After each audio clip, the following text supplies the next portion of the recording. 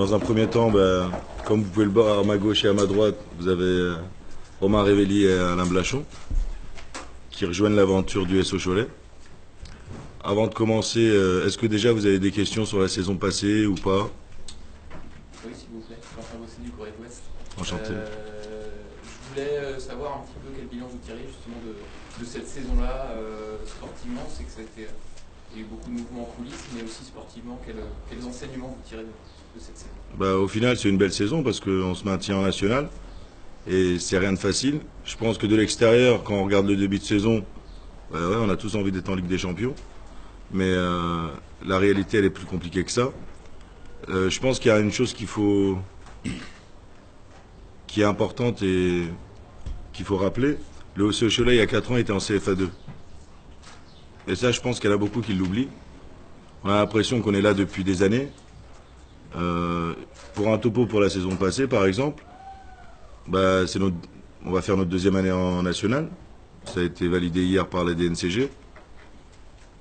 On est passé hier, ça s'est bien passé, donc on peut continuer l'aventure nationale sans aucun souci. On a fait 2 montées, un maintien, parce que vous parlez de maintien en fait, en national, mais ça fait une deuxième saison. Quand Angers il fait une autre saison, ou Nantes il fait une autre saison, on ne dit pas un maintien. On s'est battu pour le maintien, certes, comme tout le monde, mais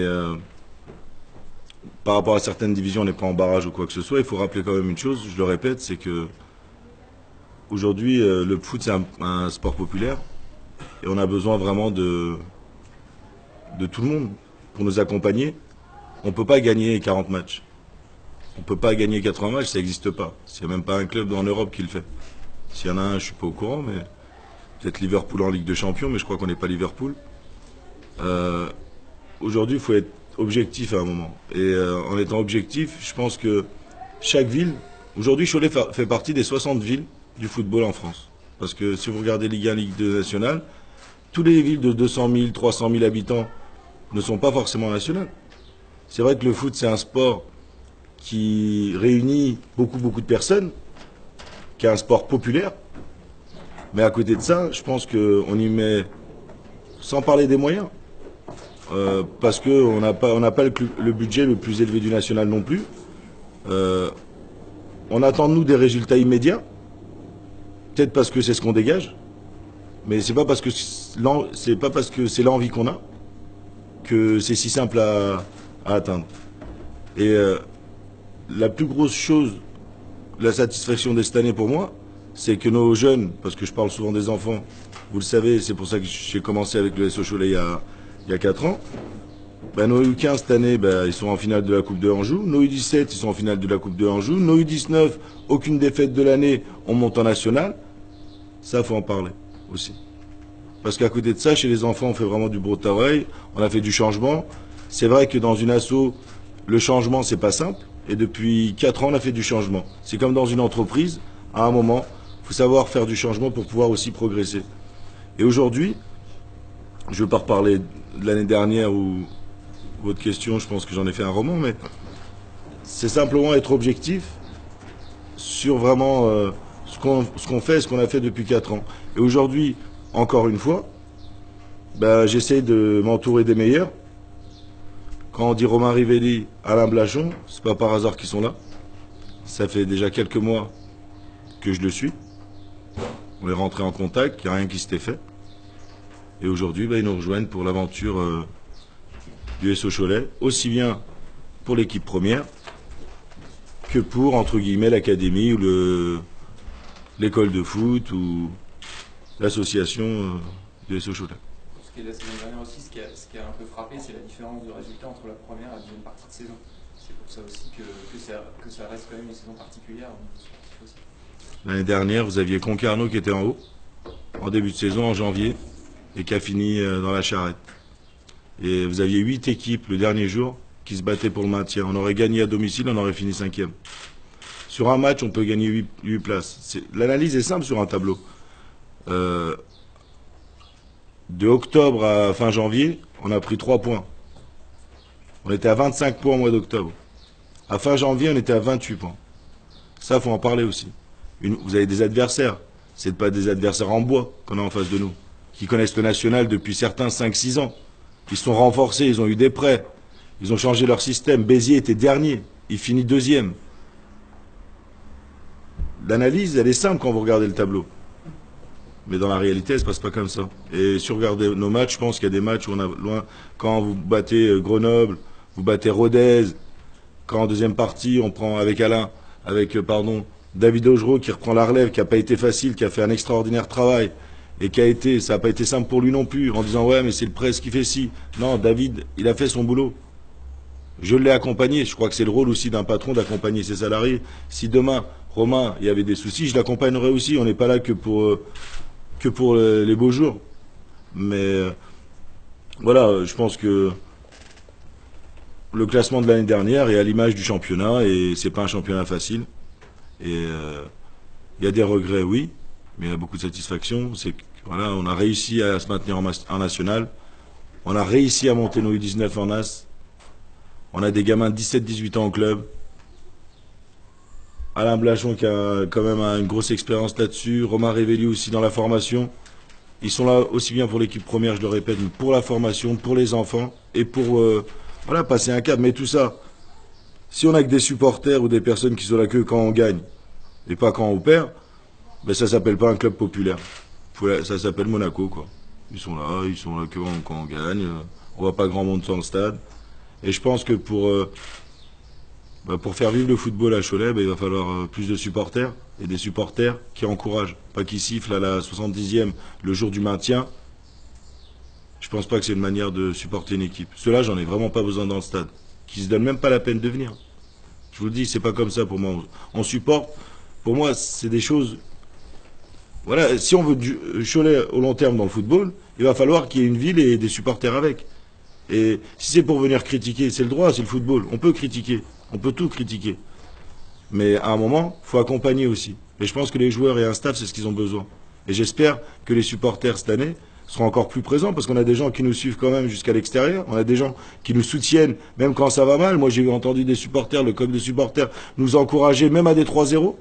Et nous encourager quand on gagnait 1-0 aussi. Et nous encourager quand on faisait des matchs nuls. Après, on a été comparés, on nous attendait plus haut.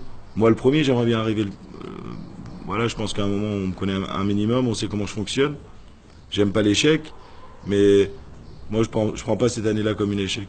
Se maintenir en national, c'est pas un échec.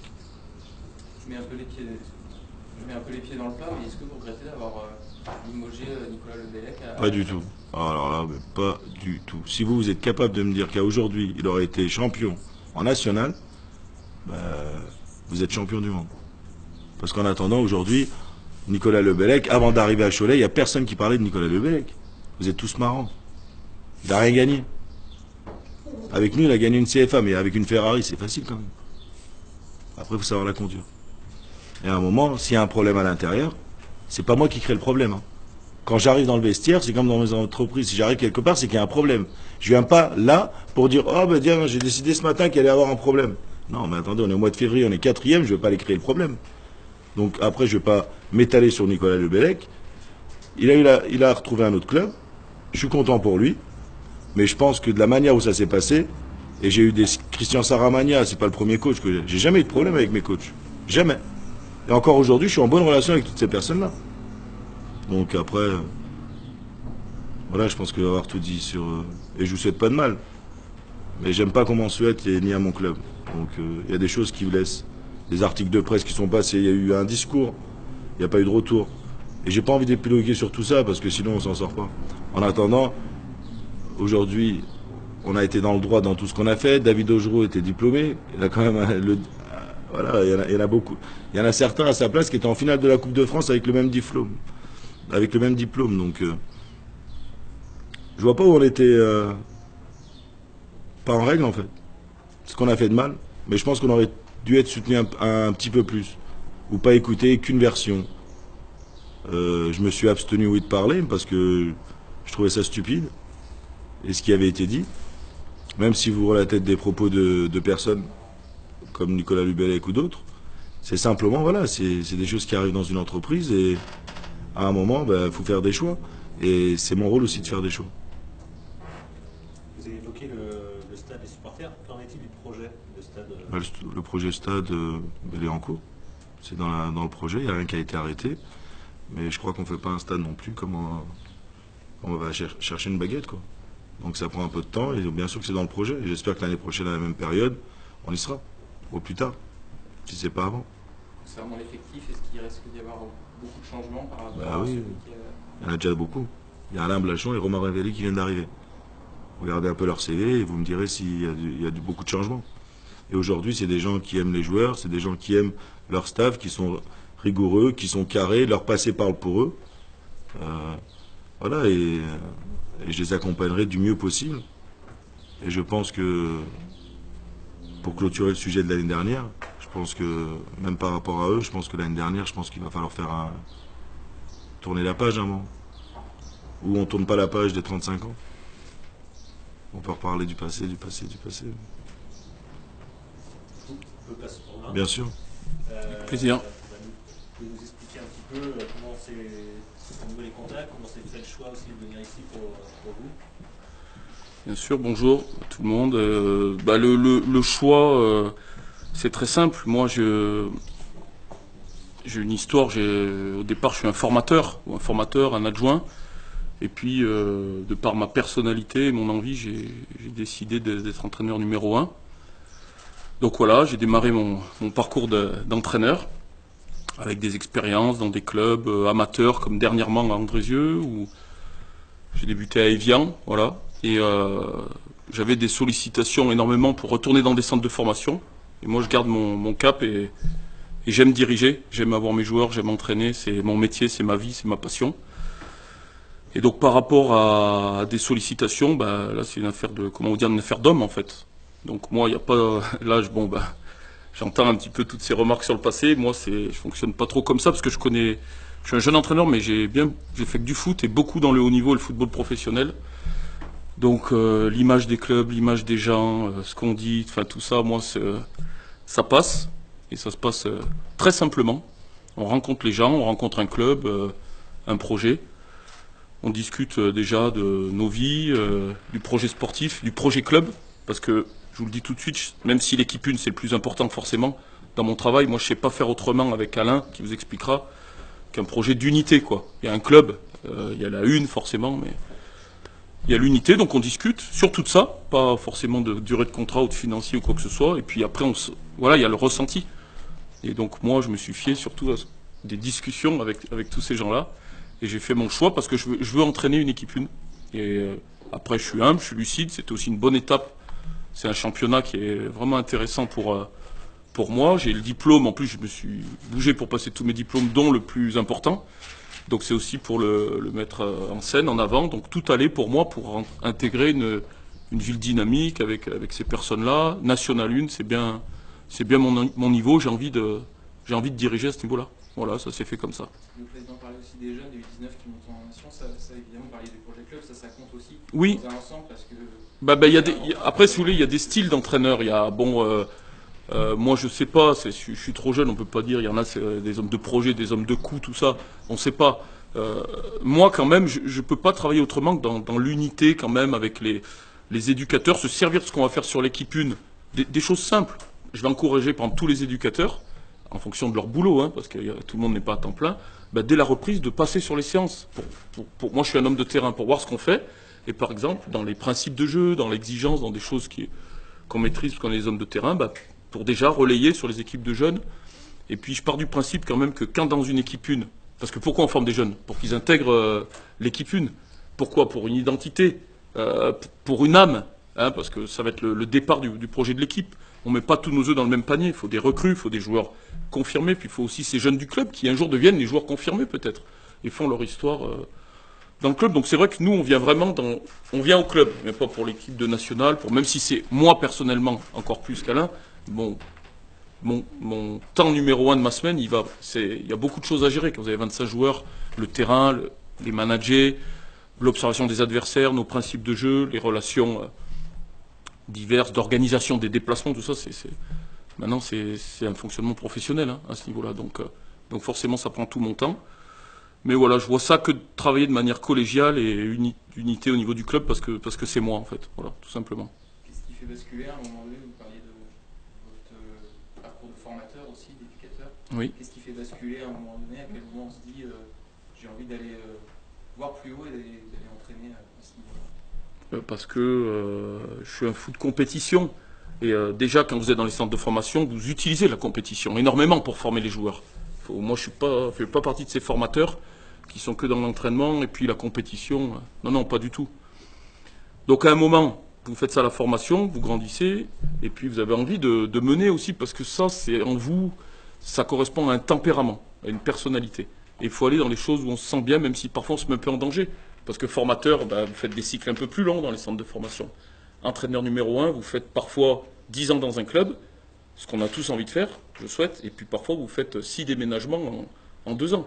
Donc après, voilà. Mais une fois qu'on met tout dans la balance, après c'est une affaire de famille, mon épouse est là, elle sait que... Voilà, une fois qu'on met tout dans la balance, moi maintenant j'ai vraiment envie de mener à haut niveau, donc dans le football de compétition, parce que là aussi on ne va pas tourner autour du pot, c'est la compète à outrance, c'est les résultats qui rythment notre vie. Voilà, j'avais vraiment envie de ça, dans ma personnalité. J'avais fait le tour aussi, j'ai été conseiller technique, donc formateur d'éducateurs, responsable de section sportive, formateur des U17 nationaux, adjoint à Saint-Étienne, adjoint à Évian. Donc c'est aussi que par moment, voilà, vous passez des étapes, des diplômes, et vous faites le tour, puis vous prenez goût, vous découvrez autre chose sur le terrain, vous mettez en place vos idées, ça marche bien, donc vous avez envie d'y rester. Voilà, tout simplement. Votre passage justement à Saint-Étienne, en tant qu'adjoint, oui. Qu'est-ce qui vous a apporté dans votre bagage d'entraîneur? Ce qui m'a apporté, c'est j'ai énormément appris forcément sur le terrain, mais je veux dire, en étant formateur, les formateurs, en toute humilité, je dis ça, c'est presque nous qui avons la meilleure connaissance au départ des méthodes d'entraînement. Donc forcément, j'ai appris encore des méthodes, mais surtout, là, j'ai franchi un palier, puis je pense que ça n'a pas trop mal marché, parce que là, vous pouvez vite repartir en bas. J'y suis resté 5 ans, adjoint déjà à Saint-Étienne. Donc là, c'est forcément tous ces détails sur le terrain, tous les codes du football professionnel, côtoyer les joueurs de haut niveau, et puis surtout les humains, là, les managers, voilà, créer les histoires d'hommes encore plus. Et tout va plus vite, tout est démesuré, tout va à fond. Tous ces petits détails dans la préparation tactique des matchs, dans la préparation mentale des matchs, je m'y suis senti bien. Donc après, j'ai franchi les échelons et j'y ai fait 5 ans. Donc voilà ce que ça m'a apporté. Votre relation avec Alain, elle date justement de l'époque stéphanoise. Vous avez toujours depuis fonctionné ensemble? Comment vous avez... Oui, dans la vie, on a une petite étoile qui vous... Là, ça remonte à loin. Hein. En fait, j'ai été joueur aspirant et stagiaire au centre de formation de 92 à 98. Donc Alain m'avait recruté, j'étais à Valence, un club historique, les Arméniens de Valence, un club historique de Valence. Il m'a recruté, j'étais un très grand espoir du foot, je suis arrivé, ça a été mon formateur. Moi j'ai continué mon parcours, lui il est parti dans d'autres clubs. On s'est rejoint dans un club amateur, suite à mon parcours stagiaire, donc il m'a tendu la main encore une fois. C'était le club du Puy, où j'ai fait une carrière de joueur en CFA. Voilà, après, donc il m'a fait découvrir aussi le métier d'éducateur. Il est reparti avec Guy Lacombe, 10 ans de Ligue 1 adjoint à Guingamp, Sochaux, à Paris. Sur ses périodes de chômage, il venait manger à la maison, passer des nuits à parler football. Et moi, j'avais basculé conseiller technique après ma carrière, cadre technique pour la fédération. Puis j'ai fait le tour. En 2007, il a réintégré directeur du centre de formation à Saint-Étienne. Il m'a retendu la main, j'ai pris les moins de 17 ans nationaux. Et en 2011, il était adjoint. Moi, j'étais toujours au moins de 17 ans. Et il y avait besoin, c'était de la promotion interne, ce qui est beau. Il y avait besoin d'un autre adjoint. Je suis monté au départ deuxième adjoint. Et je l'ai remplacé premier adjoint. Donc aujourd'hui, la moindre des choses, c'est de tendre la main à sa petite étoile et de le ramener dans ce football de haut niveau. C'est important. Et puis surtout, c'est quelqu'un, on fait un bon binôme qui m'amène énormément. Même si j'ai grandi, que je mène maintenant le travail tactique, tout ça. Parce que c'est un travail d'équipe. Hein, le président, il a dit, c'est dur, hein, gagner les matchs, croyez-moi. C'est fin, c'est dur, et on a besoin de tous ces gens autour de nous pour parfois, sur un changement de joueur, sur une vision, sur des choses, une équipe autour de nous pour aider, parce que c'est très compliqué. Et lui, il est vraiment dans ce rôle-là. Voilà. C'est vraiment important pour moi de travailler avec lui. Justement, peut-être pour revenir avec M. Lafont, cette relation, comment vous la définiriez, vous, de votre côté? Il prolonge ma première vie. C'est-à-dire, quand on est entraîneur, C'est une vie de passion, de joie, de plein de bonheur, et puis c'est une vie vraiment particulière. Et donc, après, quand on s'arrête, c'est une petite mort, comme disent les joueurs. Et donc là, il prolonge ce petit bonheur, donc j'en profite au maximum. Je voulais demander au président par rapport au choix de ce binôme-là. Comment il s'est fait? Vous avez dit que ça fait plusieurs mois que vous aviez entamé les On avait discussions. d'autres aussi. Ouais. J'étais sur plusieurs coachs. Et pourquoi vous vous êtes arrêté sur Ouais. ces deux hommes-là? Je pense qu'ils ont parlé. J'ai pas besoin d'en rajouter. Ils ont tout dit. Par rapport à leur parcours. Hein. Bah, humainement, esprit d'équipe, histoire d'homme. Je peux le répéter pendant une demi-heure, mais je veux dire la même chose, donc ça sert à rien. Et c'est pour ça, il y a des choses qui se font naturellement en fait. Et eux, ça a été naturellement. Ça correspondait aussi bien aux enfants que là-haut. Et quand vous avez des personnes en face de vous, après on va peut-être descendre l'année prochaine, j'en sais rien. Peut-être qu'on va se maintenir, peut-être qu'on va être là-haut. Mais en tout cas, dans l'idée, dans la cohésion de groupe, entre nous, hein, au niveau du staff, je parle. Ben voilà, je m'y retrouve. Et je suis content de les accueillir au SC Cholet. C'est pas par défaut, c'est bien réfléchi, c'est bien recherché. Vous savez, j'ai eu des expériences qui m'ont permis de bien réfléchir. Donc non, ça a été bien réfléchi. Voilà, on a du savoir-faire, de l'expérience. Alain, il parle pas beaucoup, mais c'est quelqu'un d'important dans le staff. Romain, c'est le coach. Il a ses adjoints, il aura les joueurs. Voilà, on est dans le recrutement déjà, donc voilà, moi j'ai pas de. Voilà, je suis content de les accueillir à Cholet. J'espère que vous saurez les accueillir et les supporters aussi. Je voulais revenir avec Romain sur sa vision du foot. On parlait des projets, etc. Vision club aussi. La vision du foot, c'est quoi votre vision du foot? Et est-ce que vous êtes. Alors, on parle des fois des entraîneurs pragmatiques qui s'adaptent à un effectif, qui imposent leurs idées. Comment vous avez c'est un peu tout ça, c'est pas aussi simple que ça. Il y a le projet, donc il y a le projet club, projet sportif, on va dire, on en a parlé un petit peu, l'unité, de vouloir, en toute humilité, hein, mais bon, c'est un club quand même. Il y a des équipes en national l'année prochaine, donc drive un peu tout ça. Et puis après, il y a le projet, je sais pas comment vous appelez ça, après les termes, projet de jeu, par exemple, donc un peu ce qui ressort de l'identité. Ça, c'est important, quand même, donner une identité à une équipe de manière humble. Donc moi, par rapport à toutes ces expériences, moi je suis assez humble par rapport à ça. C'est déjà la base, créer une âme, une équipe. Donc là c'est important dans les profils d'état d'esprit des recrues, c'est la base. Donc aujourd'hui on ne va pas annoncer d'objectif forcément. L'objectif c'est que l'équipe elle se mette vite en place, elle démarre bien, que ce soit une équipe de copains, de guerriers, et puis que le compteur point il se mette à tourner, avec une identité qui se mette en place sur des choses très simples. Moi, comment je vois l'effectif, par rapport à mon vécu et les idées du jeu que j'ai, c'est quand même un football. Je pense qu'il faut que, certes, il y a un visionnage de l'adversaire, mais il faut que nous, on donne un cadre, vraiment, aussi par rapport un petit peu, parce qu'on va renouveler beaucoup d'effectifs, mais il y aura des garçons qui ont connu cette saison qui a été positive, en effet, ces premières années en national. Mais peut-être que on se sert des constats, et peut-être qu'il faut partir sur des choses simples, cadrées, dans des lignes, pas changer trop de système, des choses comme ça. Donc voilà la première idée. Moi, c'est quand même un football où on pense à nous déjà, malgré l'observation des adversaires. Quelque chose d'assez généreux. C'est très compact. Tout le monde est concerné par la défense. C'est pas forcément du pressing, mais ça va être une équipe très compacte, très serrée, très concernée par l'aspect défensif. Et puis, j'aime pas trop la possession dans notre camp. Moi, je veux que ce soit assez généreux, assez vertical. Alors quand on récupère au milieu de terrain, on va vite vers le but adverse. Quand on récupérera très bas, on va vite vers le but adverse, mais plutôt en sortant la balle. Moi, j'aime sortir le ballon par mes milieux de terrain. Ça fixe les équipes. Et j'aime les joueurs de rupture sur les côtés, les joueurs de vitesse. Voilà. Pour moi, les attaquants, s'ils font bien leur boulot défensivement par rapport à ce que j'explique, comme tout le monde est concerné, et offensivement, c'est souvent les 3 joueurs que je change devant et qui ont bien fait leur travail au bout de 70 minutes.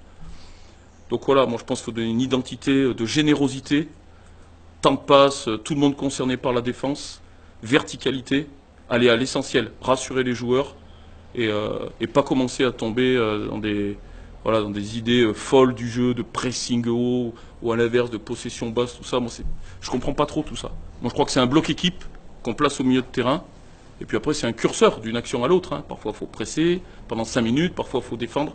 En tout cas, dans l'âme et sur le terrain, il faut faire les choses ensemble. Ça va être le mot du mois de juillet. Faire les choses ensemble, défendre ensemble, avancer ensemble, reculer ensemble et attaquer ensemble. Voilà. C'est effectif aujourd'hui, vous en êtes où dans la constitution? Bon, on en est comme tous les clubs, hein, à ces niveaux-là, National 2, National 1, voire Ligue 2, et même Ligue 1 maintenant, avec tous ces mercatos, l'évolution du foot. De toute façon, chaque année, vous êtes tous tous les clubs, en complète reconstruction. Bon, vous ne pouvez pas reconstruire 25 joueurs, parce qu'il y a vraiment des beaux profils, parce qu'on l'a bien regardé, cette équipe. Donc il y aura des garçons forcément qui vont être la base, dans l'esprit, dans les jambes, dans la qualité. Il y a beaucoup de joueurs de qualité. Et puis après, forcément, hein, c'est le départ. Donc beaucoup de travail, beaucoup chacun nos réseaux, de manière collégiale. Le boulot du recrutement, quoi. Commencer à contacter des joueurs par rapport au profil, les postes, pour faire un joueur, faire avancer 3 dossiers. Voilà, donc le choix de venir ici aussi, pour un entraîneur, c'est un club qui est bien organisé sur le recrutement. Et pour moi, je ne fais pas du tout partie de ces entraîneurs qui... Je souhaite forcément avoir l'œil et avoir mon mot à dire sur le recrutement. Mais si aussi il n'y avait pas de recruteur dans le club, comme Yaz, je ne serais pas venu, parce que c'est un vrai métier. Voilà, donc là, on est en plein dedans. Donc l'effectif, il y aura des mouvements, forcément. Et qu'est-ce que vous voulez que je vous dise? On veut garder les meilleurs, on veut s'améliorer sur les renforts. Forcément, on va travailler à fond, mais là, tout de suite, on est dans le travail. Vraiment, on est dans le boulot, parce que c'est une période clé, là. Il faut beaucoup travailler, là. C'est juste les échéances, elles sont lesquelles, là, pour la reprise, l'entraînement est-ce que vous parlez justement de se réorganiser, de remettre tout ça en place? Est-ce qu'il y a déjà, j'imagine, le calendrier de rentrée qui est fixé? On est sur fin juin, vers le 28 juin. Après, ici, c'est un club qui était organisé. Hein. On s'est aussi servi les matchs amicaux. Il y a des bonnes choses de Calais, donc on a amené notre petite touche. Mais bon, on n'est pas là pour faire... Ils ont l'habitude de tout ça. Donc voilà, après, sur les dates de reprise, il y aura des méthodes forcément différentes, peut-être dans les contenus, tout ça. Mais bon, il faut 6 semaines de préparation. Et voilà, hein. Après, on va travailler de manière professionnelle, hein, comme tous les clubs. Nous, il y a des choses qui ont fait basculer le choix de Romain sur ce club. C'est qu'il y a 2 joueurs deux personnes que j'ai eues comme joueurs, donc qui appartiennent à ce club, voilà, et qui sont stéphanois, donc on les connaît bien, on a travaillé avec eux, et Romain qui est parti très tard, enfin pas tardivement, mais qui est parti à la dernière journée de championnat avec Andrézieux, il faut le savoir, qui avait pour intention de rester parce qu'il y avait un joli projet à faire à Andrézieux, et pour diverses raisons qui ont été respectables et respectées par tout le monde, d'un commun accord, Romain a décidé de demander sa liberté de partir, qui a été acceptée par les gens du club d'Andrézieux. Donc à ce moment-là, Romain, il n'avait aucune possibilité d'aller dans n'importe quel club. À partir du moment où il a été libéré, il y a plusieurs clubs qui se sont présentés à lui. On en a échangé ensemble, et les personnes que vous connaissez, donc Christophe Fayard et Yaz Kernou, qui nous connaissent depuis l'âge de 15 ans, ont des rapports privilégiés avec Romain, ont des rapports privilégiés avec moi, et donc on n'a jamais cessé d'être en contact ensemble. Donc automatiquement, ces personnes-là se sont penchées vers Romain quand ils ont su qu'il était libre. Comme il y a eu d'autres clubs de Ligue 2 ou de National qui se sont mis en place pour essayer de solliciter Romain. Ça, c'était le choix. Après, la décision, elle a été faite rapidement par l'intermédiaire d'un président énergique, dynamique, je dirais entre guillemets un peu fou, mais c'est cette passion qui nous a décidé de franchir un petit peu le truc, et Christophe et Yaz, qui sont des personnes incontournables dans le club, qui nous ont donné envie de venir. Ça, il faut bien le préciser. Il ne faut pas penser que depuis quelque temps, Romain avait la tête ailleurs, comme ça s'est dit. Ouais, ça c'est dit. Ouais. Merci à vous. Merci à vous.